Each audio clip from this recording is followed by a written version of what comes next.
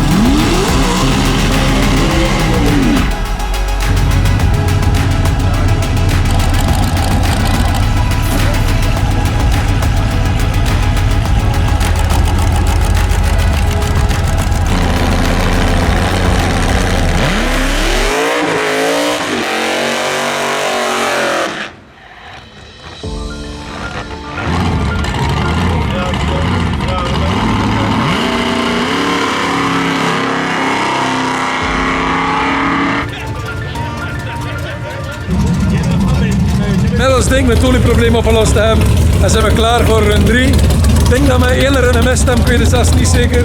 Nu tijd voor run 3. Twee ding, Tommy. Handgeven en schakel.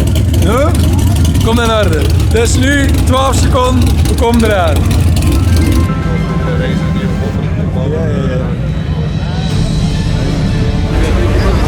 Yo, welkom bij een nieuwe aflevering van Seven's Speed Nation.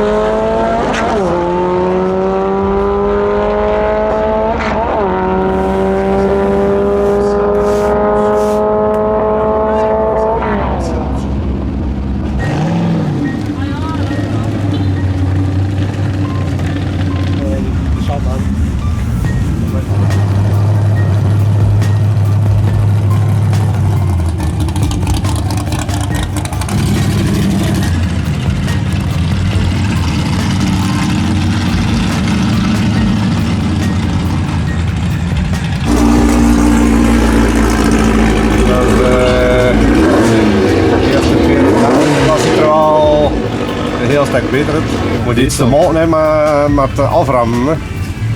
Ja, zo los dat hier gewoon in de trouw smeten even zeer. Kun je misschien wel markeren? Dat kan niet. Zijn ik hebben dat verdikt? Dat Tommy gas gegeven heeft. Ja, goed. Aangeschakeld. Ja. Ja, maar ja, het kan zijn dat hij wil een totaal graag in al. Dat kan, hè, ja. Ik heb zeg niets verkeerd dan. Dus, Hoe dan, Tommy? juist een beetje, het is de eerste en tweede iets later schakelen en dan kan je uit de lampen zien. Maar anders.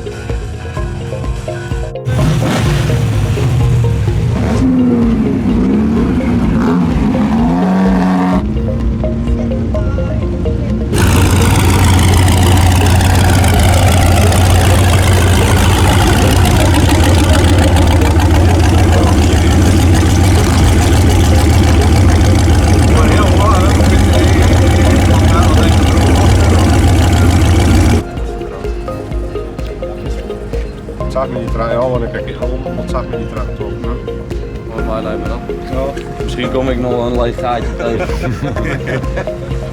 Yes.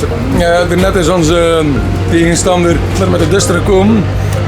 Blijkbaar was er na ons straks stilgelegd omdat ze gezien hebben dat er ergens uit een van de twee auto's een boot gevallen was. Zowel van hem als bij ons merken we niet dat er iets ontbreekt. En het is ook Engels inderdaad, dus waarschijnlijk is het niet van ons, maar toch verder onderzoeken. En want het is namelijk kijken waarom dat we weer weinig oliedruk hebben. Nou, wat er eigenlijk aan de hand kan zijn. Hè. Maar we zijn hier toegekomen met 5 psi oliedruk, dus we gaan een keer onderzoeken.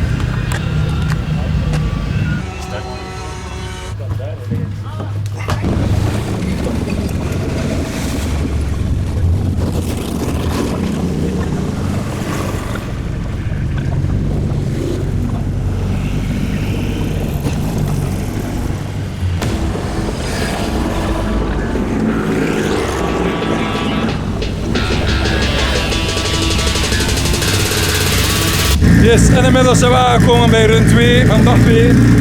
Het oliedrukprobleem is niet echt iets om ons zorgen over te maken, blijkt. Dus we gaan nog een poging wagen. Tommy is er klaar voor. Yes, succes hè.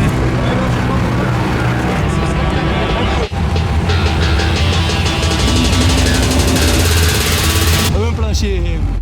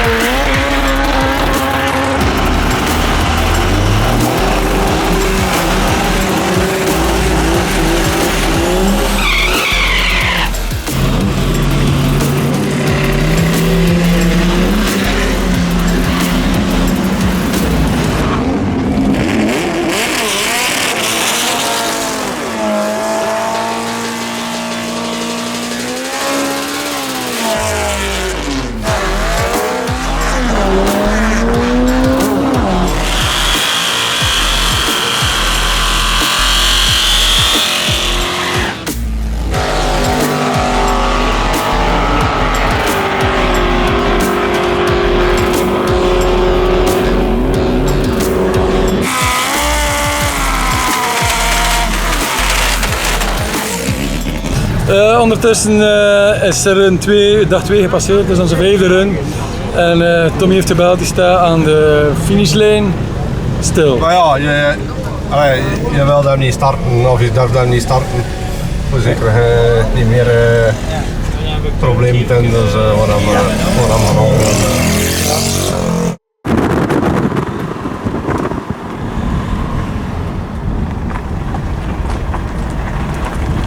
Yo. En? Ja, moest de run op oliedruk, maar dat ik hier ook weer wel aanzetten. Je zal tot het 0 hier om met ik kan stellen. Ja, verstandig.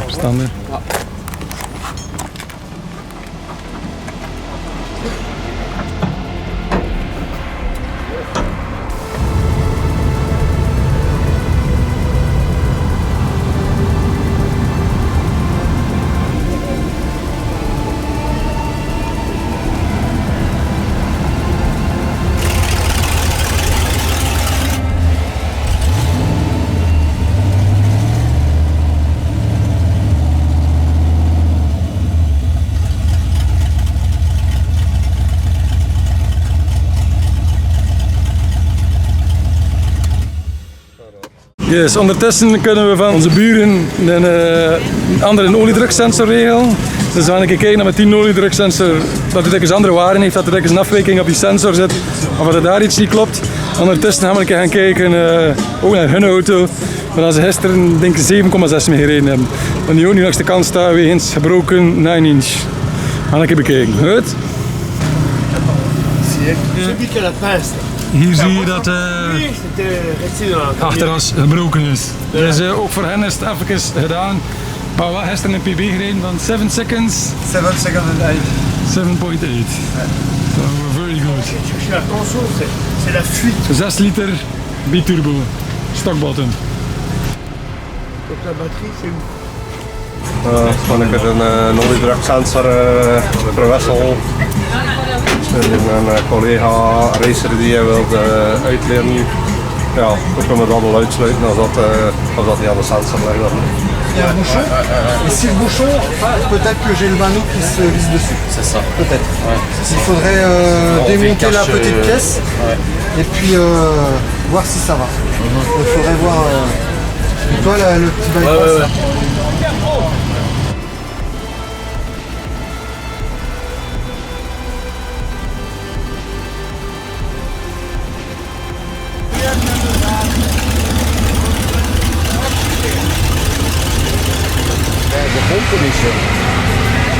Dat hebben we een 13 kunnen. Ja, je kunt er daar niet aan. Een Oliepomp. paar nieuwe, maar ja. Ik weet niet, ja. Dat ook niet. Ik vind eruit dat de eerste heel omhoog Ja, hij ging naar 40, ging naar 40, hij zakte toen naar 30 en toen moet Dat het die vrouw moet dan druk verliezen en niet voor ons. Ja, ja.